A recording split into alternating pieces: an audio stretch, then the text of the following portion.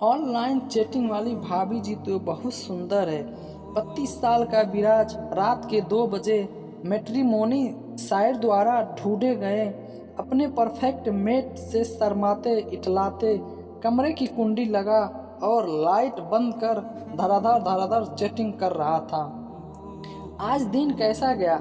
सुबह 11 बजे उठी, फिर पार्लर गई, वहीं दोपहर हो गई, फिर दोस्तों के साथ मॉल गई, घर आते आते शाम हो गए।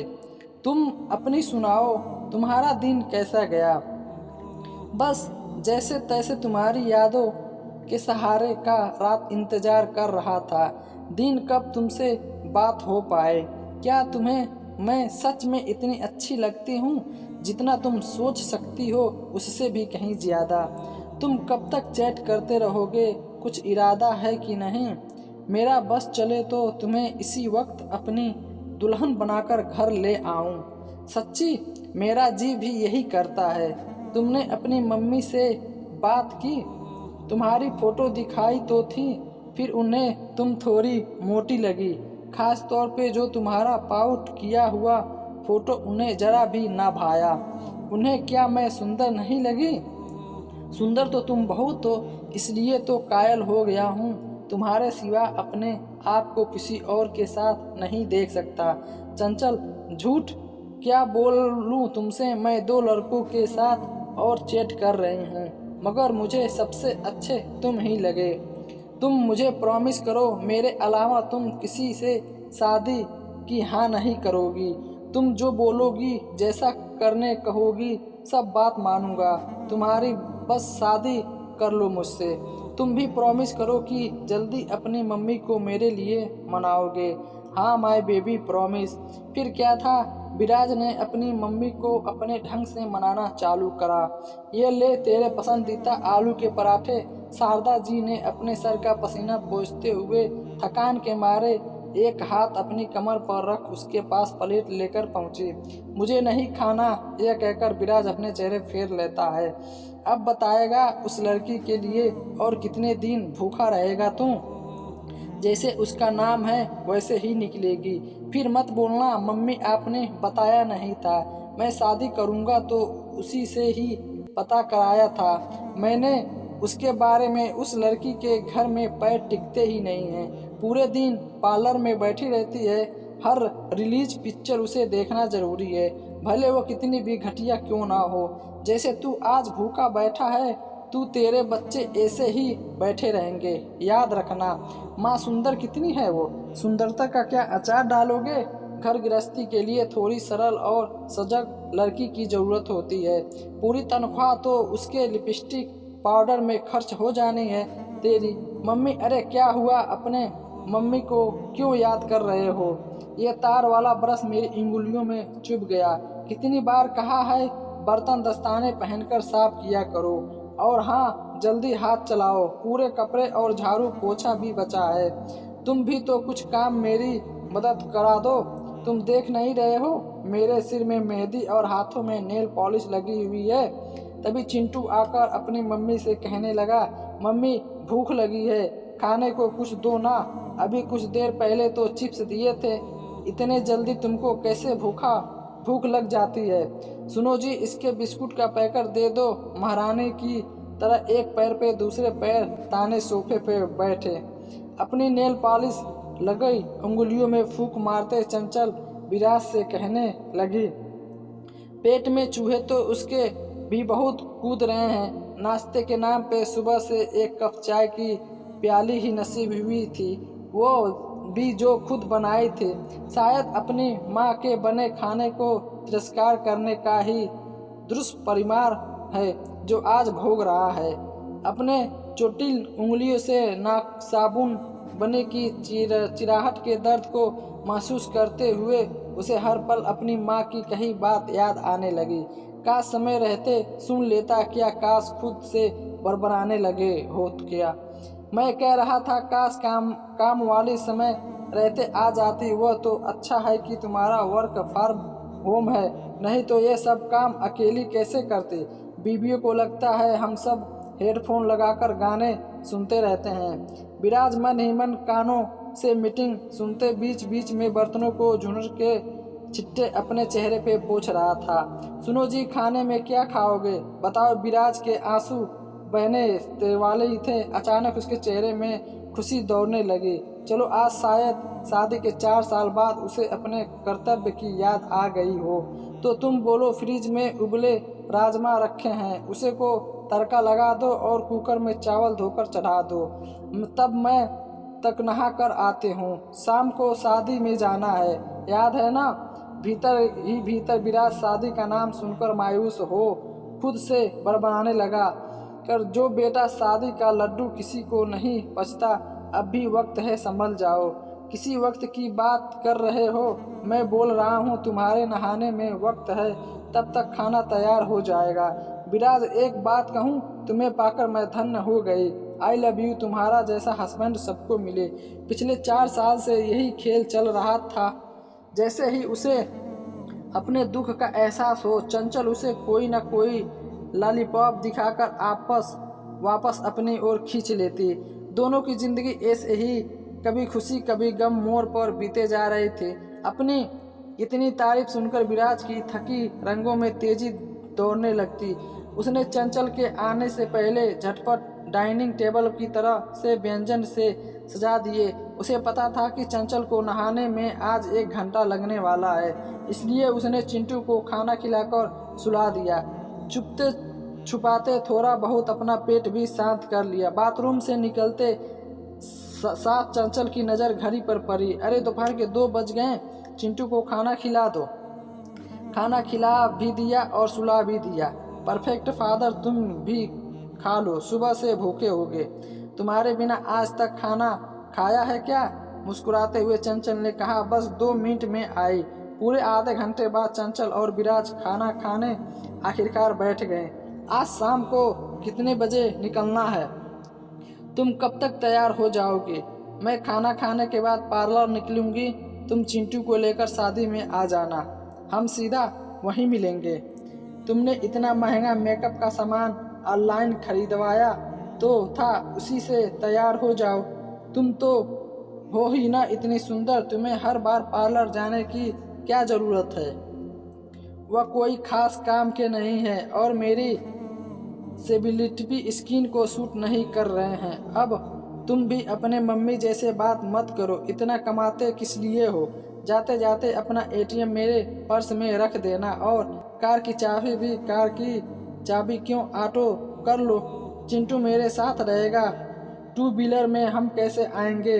मैं इतनी तैयार होकर क्या ऑटो में शादी वाले घर जाऊंगी? लोग क्या कहेंगे? अच्छा ठीक है, संभाल कर चलाना। अपनी और चंचल की खाने की प्लेट धुलकर रखकर विराज सीधे अपना पर्स खोलकर अपनी क्रेडिट कार्ड मजबूरी में पकड़ कर ठगा हुआ सोच रहा था कि अपने खून पसीने की कमाई केवल पार्लर में बहती जा रही है। और कहने को मेकअप भी न्यूड जब भी कुछ दिखाता ही नहीं है, तो फिर पैसे किस बात को लेते हैं इन लोगों?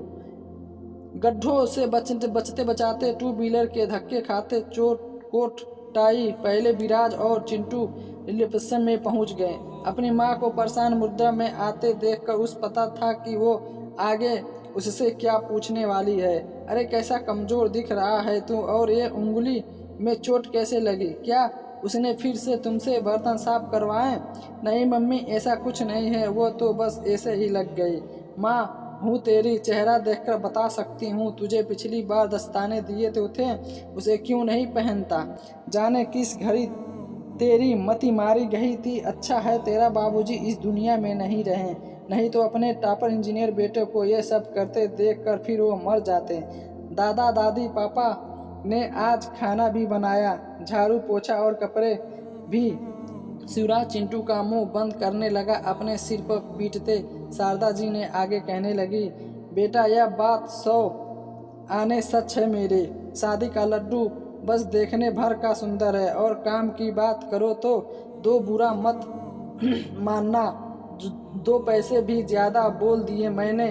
शारदा जी ने अपने बुझे हुए बेटे के चेहरे की देखकर समझ गई थी कि उसकी घर में कैसी दशा हो गई है, और ये वर्क फ्रॉम होम की वजह से चेहरा कोल्लू का बैल बनता जा रहा था। मम्मी छोड़ो ना पुरानी बातें, कब घर आओगी? रहने दे बेटा, मुझे माफ़ कर, मैं ना आ पाऊँगी। मुझे 1000 बीमारियाँ हैं, अप्रैल लगते ही 75 की हो जाऊँगी तो मैं भी मेरे शरीर में इतनी फुर्ती जमा है। और वह छुई मुई सी नाजुक कली बनी दिन भर आईने के सामने बैठी रहती है, मुझसे बर्दाश्त नहीं होता। वह दूसरी ओर काम हो कल्फ ब्यूटी पार्लर में चंचल भाभी ये देखती हो गई कि आप तैयार मेकअप किया भी है और पता भी नहीं चल रहा है। हाँ उस्मा, सच में तुम्हारे हाथों में तो कमाल है। चलो मैं अब निकलती हूँ, नहीं तो शादी में मुझे देखने वाले सब अपने घर चले जाएंगे। हाँ हाँ हाँ हाँ, कितने हुए? आपको डिस्काउंट लगाने के बाद 2500 रुपये। ये लो ATM कार्ड। भाभी आप बहुत किस्मत वाली हैं जो आपको ऐसा पति मिला है। ऐसा क्यों कह रही हो तुम? तो कभी उससे मिली भी नहीं। चंचल अपनी भौवे चढ़ा भाव मारते हाथों से चेहरा संवारते पूछने लगी, दीदी आइडिया हो जाता है। देखो आप हर महीने आते हो, हर बार हज़ारों की बिल बनते हैं, फिर भी आपको ज़रा से भी ये मना करते हैं। हाँ वो बात तो है। चलो मैं निकलती हूँ, बहुत देर हो रही है। ऑटो मंगवा दूँ? अरे नहीं, मैं अपनी कार खुद चला कर आई हूँ। अरे वाह क्या बात है भाभी, शादी का लड्डू मिले तो आपके जैसे। चल हट, नज़र मत लगा। सिर से पैर तक चमकती चंचल खिलखिलाती हुई कार का दरवाज़ा ओपन करके बटन दबाकर टिक टिक आवाज़ आने लगी। बाद में खोलकर बैठ शादी वाली जगह निकल पड़े। बैक मिनर को अपने ओर सेट करके बार बार अपने आप को निहारती, खुश हो शर्माने लगती।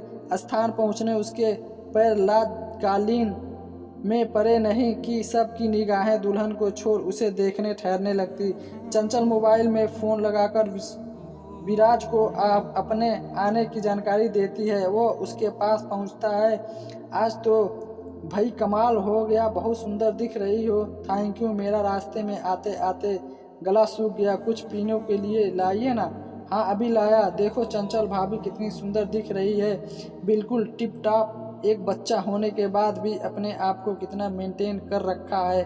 और यहाँ पप्पू को हुए पूरे 9 साल होने को आ रहे हैं। वजन कम होना तो दूर की बात, देखना वो किन दूर नहीं। जब तुम फूल के फट जाओगी और मेकअप देखो तो ऐसा लगता है जैसे सीधा सो के उठकर आ गई हो। आपको पता है विराज भाई साहब घर में कितना काम करते हैं? अगर आप उनके जैसा एक दिन भी बन जाए और मैं चंचल भाभी के जैसे कम दिख जाऊं तो मेरा नाम अभिलाषा नहीं। सुबह से शाम तक किचन में मरो, बच्चों का ध्यान दो, मुझे अपने लिए वक्त कहाँ मिलेगा? बताइए, लोगों को दूसरों की थाल में रखा लड्डू ज़्यादा पसंद आता है, तुमसे तो बात करना ही बेकार है। हाँ तो मत करिए, मैं चली कुछ खाने, देखना दूसरों के लिए कुछ बचने ना पाए। शायद नहीं सुना हुए जोड़ी विराज और चंचल से जलकर खुद झगड़ पड़े। नमस्ते चंचल भाभी, विराज भैया आइए ना, डीजे चालू होने वाला है। हाँ हाँ बस आए। चंचल तपाक से बोल शिवराज का हाथ खींचते हुए डांस फ्लोर में ले जाने आए। चंचल तुम्हें पता है मुझे डांस करना नहीं आता, तो क्या मैं अकेले डांस करूँगी? आइए ना मेरे लिए थोड़ा सा, बस ठीक है तुम कहती हो तो। डीजे वाले बाबू ने गाना लगाया। जब से हुई है शादी आंसू बह रहा है, आफत गले पड़ी है उसको निभा रहा हूँ। यह गाना तो वो अक्सर अकेले में ही सच्चे दिल से गुनगुनाया करता था। उसे भरी महफिल में यह गाना सुन शिवराज को बहुत जोर का डांस आया और उसने जो चंचल के साथ एक्सप्रेशन दिए हैं भाई वाह, एकदम ओरिजिनल। उसके बाद उसे देखकर बाकी भुक्तभोगी भी साथ देने आ जाते हैं। शादी करके फंस गया यार, अच्छा खासा था कुमारा, जो खाए पछताए जो ना खा पछताए, रह जाए दूर से मीठा दिखता है ये करवा लड्डू प्यारा। गाने में डांस कर सबने रंग जमा दिया। सरदा आंटी भैया कितना बढ़िया डांस कर रहे हैं और भाभी कितनी सुंदर दिख रही हैं, दोनों की जोड़ी कमाल की लग रही है। हाँ बेटा, यह तो उसकी ज़िंदगी की हकीकत के गाने हैं, नाचेगा कैसे नहीं। शादी के लड्डू की परफेक्ट विधि बहुत सिंपल है, एक दूसरे के खामियों के साथ एक दूसरे को खुशी खुशी स्वीकार करना, बाकी सब तो मोह माया है। उम्मीद करता हूँ ये कहानी अच्छी लगी तो चैनल को सब्सक्राइब कीजिए, लाइक कीजिए, शेयर कीजिए।